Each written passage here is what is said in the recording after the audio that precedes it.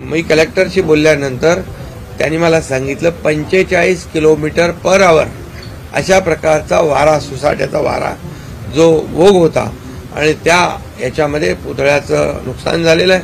सिंधुदुर्ग जिल्ह्यातील मालवण येथील समुद्र किनारपट्टीवर छत्रपती शिवाजी महाराज यांचा उभारण्यात आलेला पुतळा कोसळल्याची दुर्दैवी घटना आज दुपारी घडली।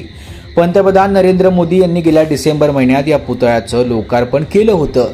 त्यामुळे अवघ्या 8 महिन्यात हा पुतळा कोसळल्यानं शिवप्रेमींमध्ये संतापाची लाट उसळली आहे। त्यातच आता मनसे अध्यक्ष राज ठाकरेंनी देखील यावर भाष्य केलंय। ते म्हणतायत, मालवण येथील राजकोट किल्ल्यावरचा छत्रपती शिवाजी महाराजांचा पूर्णाकृती पुतळा कोसळल्याची बातमी मनाला वेदना देणारी आहे। महाराष्ट्राच्या आराध्य दैवताचा पुतळा तो देखील अवघ्या 8 महिन्यांपूर्वी उभारला गेलेला असा कोसळतोच कसा? मुळात ज्या पुतळ्याचं अनावरण पंतप्रधानांच्या हस्ते होणारे त्याची तपासणी वगैरे काही केली होती का नव्हती? आजच्या घटनेनंतर कुसुमाग्रजांच्या शहरातील 5 पुतळ्यांवरची कविता आठवली।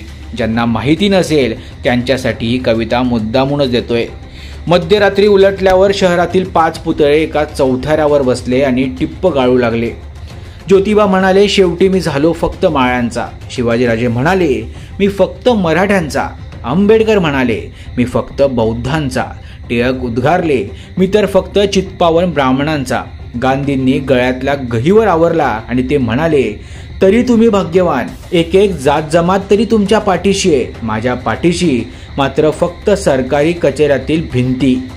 पुतळे स्मारक ही फक्त आपल्यासाठी राजकीय सोय राहिली आहे। मी मागे पण अनेकदा म्हटलं होतं की महाराजांचं खरं स्मारक हे कुठला तरी भव्य पुतळा नसून त्यांचे गड किल्लेत।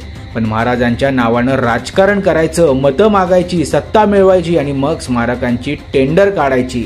त्यातून काही मिळतंय का हे बघायचं।